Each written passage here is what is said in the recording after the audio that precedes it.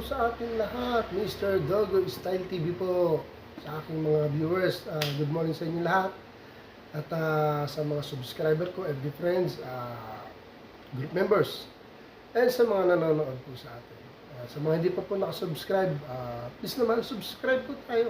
Support po tayo dahil para po ito sa atin. Itong channel na to para sa ating mga animal lover, especially dog and cat lover. Okay? Meron ako sasagutin from Ma'am Rachel Lebato ng Tarlac City.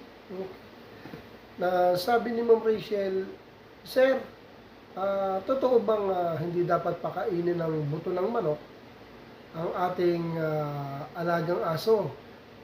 And bakit po yung kapitbahay ko, may aspin sila, kung magpakain daw, hita-hita pa, sinusubo, wala naman daw nangyayari.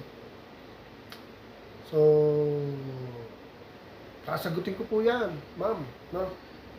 Sa akin, based on my actual experience, sa tagal ko na pong breeder, at marami po tayong nakakasalamuha.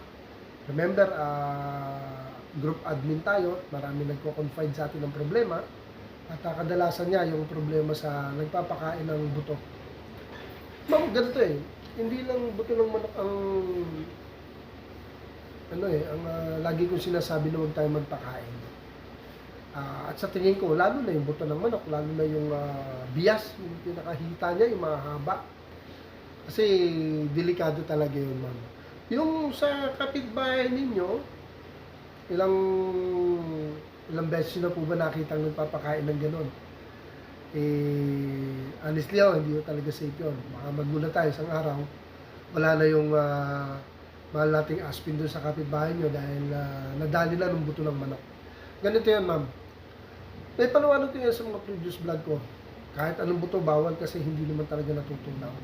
According sa pag-aaral at according din sa mga vet. Hindi naman healthy talaga. And according to my experience, lalo na yung buto ng manok, lalo na yung hita.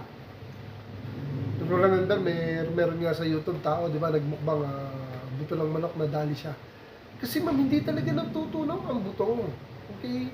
Oo, aso sila, mahilig sa buto, conforme po. Siguro buto na malaki, bias yung hindi nila malulunok. Pero kung yung buto na nalulunok, hindi safe. Kasi buto po yun. Bakit hindi po natin sila pakainin ng normal na pagkain? Bakit pa po buto? Natutuwa po ba tayo pag buto? Dahil aso, wow, buto. Para sa akin kasi negative. Unang-una po inuulit ko, kahit anong buto bawal, hindi natutunaw yan. Magkakaroon ng problema sa digestive system ng mga alaga natin. At lalong-lalo na po ang buto ng manok. Gaya ng sabi ko yung bias. Kung obserbahan natin ba, pag kinagat ang buto ng bias, ano po ba ang shape nun? Hindi siya yung durug-durug na square-square or ganyan, maliliit na mapuputol na yung safe size. Hindi Kasi pag kinagat ang buto ng manok, patuloy, kala mo mga karayong na malalaki. So, delikado na yun. Yung palang delikado na. Kasi matutusok talaga sa lalamunan. Pagdating sa bituka, talagang matutusok sila. Hindi pa natutunaw ang buto. Delikado talaga. I don't know bakit nagpapakain tayo ng buto.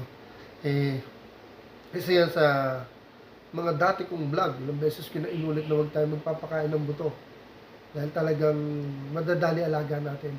Kaya ma'am, tigil na natin to, ma'am. Okay. Ako mismo, bilang experienced breeder, nasa sa inyo kung susundin nyo ko anak.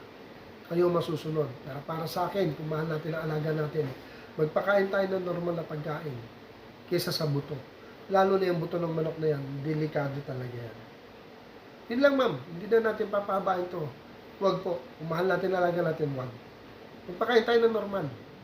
At sa mga ibang nakakapanood nito, sa mga dog lover, at sa mga newbie, huwag na po tayong magpakain ng buto. Kaya nasabi ko, kung gusto natin magpakain ng buto talaga, yung talagang malaki. Huwag yung maliit na alam natin mapapangas nila at malulunok nila. Kasi pag malaki talagang ngangat-ngatin lang yan. Ang makakain lang nila yung dulo.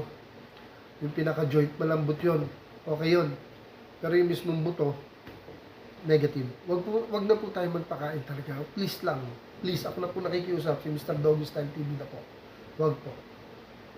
So, yun lang po ang mapapayo ko, ma'am. at sa aking mga viewers, huwag na tayong magpakain ng buto, magpakain tayo ng normal na pagkain. Okay? Sundin niyo po ako para po to sa inyo at sa alaga natin. Safety po to. So dito na lang ma'am at salamat po sa inyong panonood. Again po yung mga hindi pa nakapag-subscribe, subscribe na kayo. God bless po sa atin lahat and have a nice day. Solid Dog Lover. Thank you for watching.